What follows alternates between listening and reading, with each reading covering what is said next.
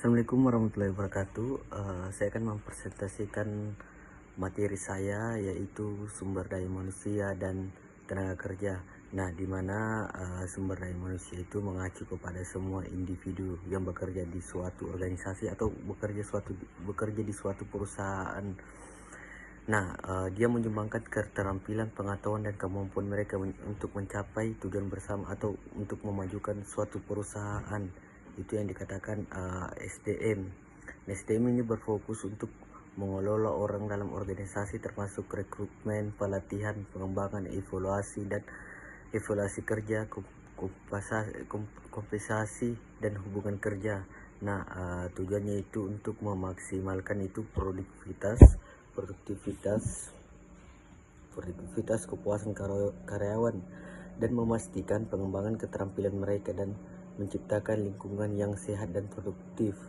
Dan strateginya yang sering dipandang sebagai aset strategis yang dapat memberikan keunggulan kompetitif bagi organisasi. Nah, untuk tenaga kerja mengacu pada semua individu yang bekerja di suatu negara. Itu lebih besar kapasitasnya. Dia suatu negara mencakup semua orang yang aktif bekerja. Itu yang dinamakan tenaga kerja.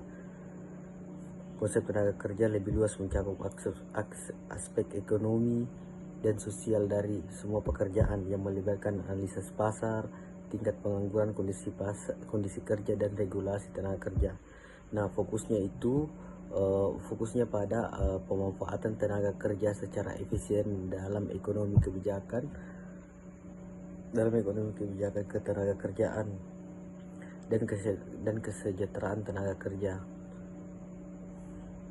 Jadi secara ringkas itu, SDM lebih berfokus pada pengelolaan individu dalam organisasi atau dalam perusahaan, sedangkan tenaga kerja berhubungan dengan aspek yang lebih luas di pasar tenaga kerja atau ekonomi.